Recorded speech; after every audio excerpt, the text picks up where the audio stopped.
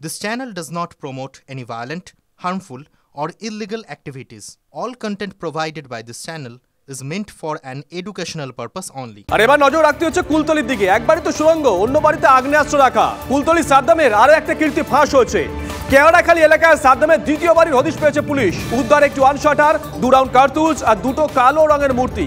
জিজ্ঞাসাবাদ করে সাদ্দামের দ্বিতীয় বাড়ির খোঁজ পেয়েছে পুলিশ। এই হচ্ছে দ্বিতীয় বাড়ি। এক বাড়িতে সুড়ঙ্গ আমরা দেখেছিলাম, আমরা দেখিয়েছিলাম আপনাদের, গোটা বাংলা কেঁপে গেছিল যে একজন মানুষ বাড়ির মধ্যে কেন সুড়ঙ্গ তৈরি করবে। আর এবার দ্বিতীয় বাড়ি, সেখানে আগ্নেয়াস্ত্র খোঁজ পেয়েছে পুলিশ বলছে সূত্র।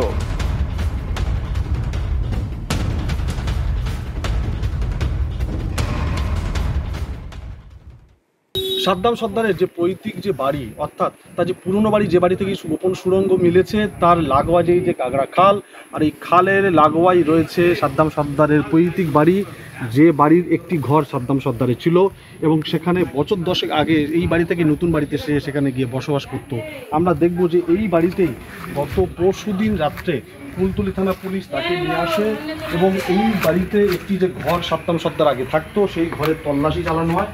তল্লাশি চালিয়ে এই ঘরের মধ্যে থেকে উদ্ধার করা হয়েছে সেখানে 1 রাউন্ড কার্তুজ, 2 রাউন্ড কার্তুজ এবং সেই সঙ্গে সঙ্গে একটি আগ্নেয়াস্ত্র, এবং এই ঘরের মধ্যে থেকে মিলেছে 2টি মূর্তি।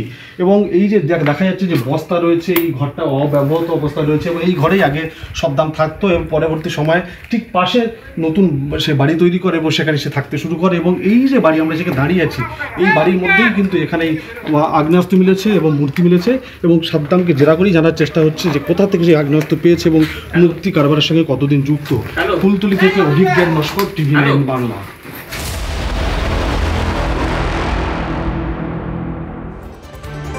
আর এবার নজর রাখতে হচ্ছে রাজনীতির খবরে। উত্তরবঙ্গের 8 জেলাকে উত্তর পূর্ব উন্নয়ন মন্ত্রকের আওতায় আনা হোক। বুধবার প্রধানমন্ত্রী নরেন্দ্র মোদীর সঙ্গে দেখা করে এই প্রস্তাবে দিয়েছেন সুকান্ত মজুমদার। সুকান্ত শিক্ষা মন্ত্রকের পাশাপাশি উত্তর পূর্ব উন্নয়ন মন্ত্রকেরও প্রতিমন্ত্রী। সুকান্ত দাবি, যদি তার প্রস্তাব মানা হয় তাহলে কেন্দ্রীয় প্রকল্পের সুবিধা পাবে উত্তরবঙ্গ, আরও বেশি টাকা আসবে এবং তাতে ত্বরান্বিত হবে উত্তরবঙ্গের উন্নয়নের গতি।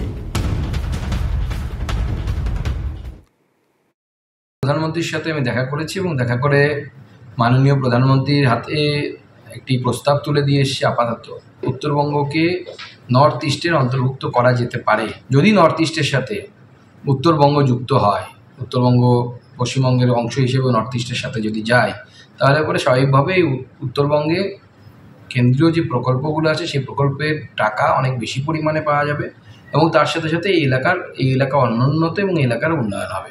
এবং আমার মনে হয় রাজ্য সরকারেরও এতে বাধা থাকবে না বা রাজ্য সরকারের সহযোগিতা আমরা পাবো।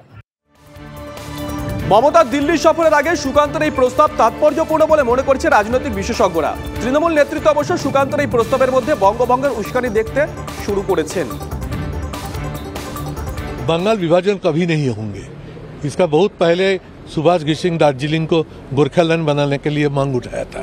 पश्चिम बंगाल का आम जनता कैसे प्रतिवाद किया था लोग देखे हैं। अभी उत्तर बंगाल की मांग ये सुकांत मजूमदार क्यों उठाते हैं वही बोल सकते हैं, लेकिन उनको याद रखना चाहिए ये तरह की मांग उठाना बंगाल के लोग, उत्तर बंगाल के लोग कभी नहीं पसंद करते हैं, मानते भी नहीं। और ऐसा उल्टा सीधा बात कहे तो सीपीएम जैसे पश्चिम बंगाल का शून्य बन गए, कांग्रेस भी 0 बन गए, तो बीजेपी का भी 2026 में शून्य बनने का समय आ गया।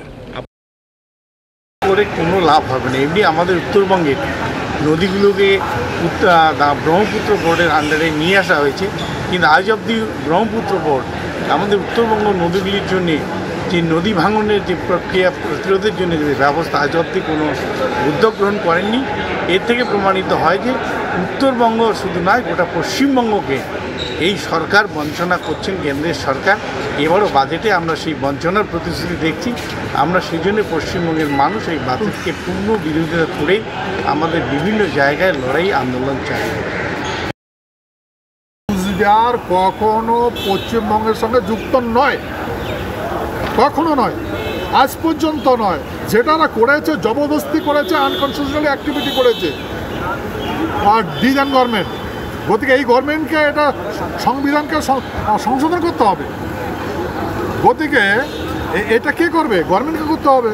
সেই কথাটা গভর্নমেন্টকে বলা হচ্ছে, আপনি ফার্স্ট শুটেলে কুচবিহার স্টেটটাকে রিসেট করুন, আর এটা করতে হবে এদেরকে। এটাই তো বলছি।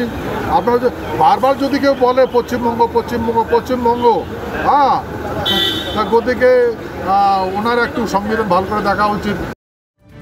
এদিকে সুকান্তর বক্তব্যকে খেয়ালি পোলাও কটাক্ষ বিধায়ক বিষ্ণুপ্রসাদ শর্মার। সুকান্তর উল্টো সুর দলের বিধায়কের গলাতে, কিন্তু দলের সাংসদ রাজু বিস্তার তিনি কি বলেছেন দুটোই শোনাবো back to back. Sukanta Majumdar ने जो दावा किया है, ये जो प्रधानमंत्री को प्रस्ताव दिया है, क्या आप उनका समर्थन करते हैं इस प्रस्ताव का? बिल्कुल करता हूँ, क्योंकि लॉजिक है उस बात में। टीएमसी विरोध कर रही है। हमारे पास 3 करोड़ की आबादी है, पूरे बंगाल की आबादी 9 करोड़ है और 3.25 लाख करोड़ का पश्चिम बंगाल का बजट है, उसका 30% नॉर्थ बंगाल को मिलना चाहिए। हमें कोई दिक्कत नहीं। हमने दार्जिलिंग तराई डूवर्स के क्षेत्र को लेकर के स्थायी राजनीतिक समाधान की बात की थी, उसकी प्रक्रिया चल रही है और वो भारत के संविधान के अंतर्गत होगा। ये मेरी जनता की मांग है, वो मेरे दिल में है, उसको पूरा करना ये मेरी जिम्मेदारी है और समय पे होगा।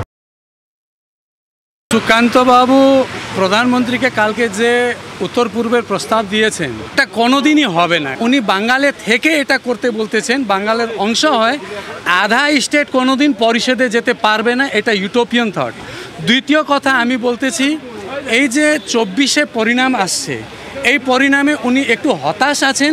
তো 26-এ উত্তরবঙ্গ হাত থেকে যেতে পারে বলে উনি একটা উত্তরবঙ্গের লোককে, যারা আলাদা রাজ্য চায়, ওদেরকে একটা ভ্রমিত করে রাজনীতি করতে চাচ্ছেন।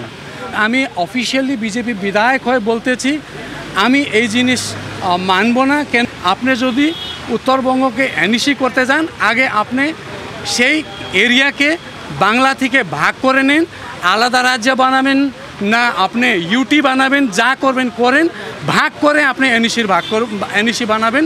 এরকম মিথ্যা প্রচার করে আপনি রাজনীতি করাটা ভুল।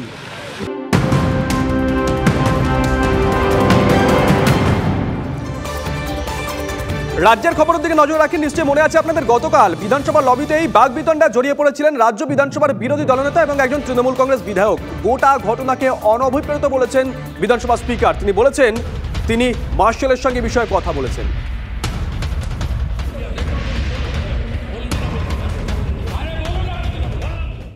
অসম্মান করবে তাকে আমি ছাড়বো না। মানে আপনি অধ্যক্ষকে চিঠি দিয়েছিলেন? আমি চিঠি দিয়েছি, আজকে আমার মেয়ের সার্টিফিকেটগুলো দিয়ে এলাম। আপনি কি হেয়ার স্ট্রিট থানায় যে চিঠি দিয়েছেন সেই চিঠি কি প্রত্যাহার করবেন? কেন প্রত্যাহার কেন করবেন? প্রত্যাহার কেন করবেন? আমি চিঠি দিয়েছি। আপনি তো একেবারে লিখেছেন যে আপনাকে খুনের হুমকি দেওয়া হয়েছে চিঠি। হ্যাঁ, ও তো চিঠিতে সেটাই মেরে দেবো। আমার কোনো সিকিউরিটি লাগে না, আমি ট্রেনে আছি, ট্রেনে যাই, আমি গাড়িতে আছি, ওর মতো কোনোটা সিকিউরিটি নেই।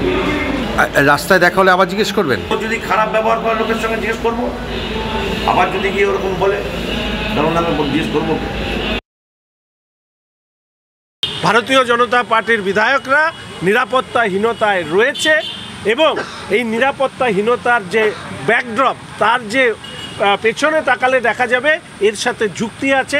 আশা করি স্পিকার সাহেব ভবিষ্যতে এই বিষয়ে বিশেষ নির্দেশিকা দেবেন এবং স্পিকার সাহেবের এই যা মত, আমি বিরোধী দলনেতার সাথে আলোচনা করে পরবর্তীকালে আমাদের সিদ্ধান্ত পরিষদীয় দলের সেটা জানিয়ে দেব।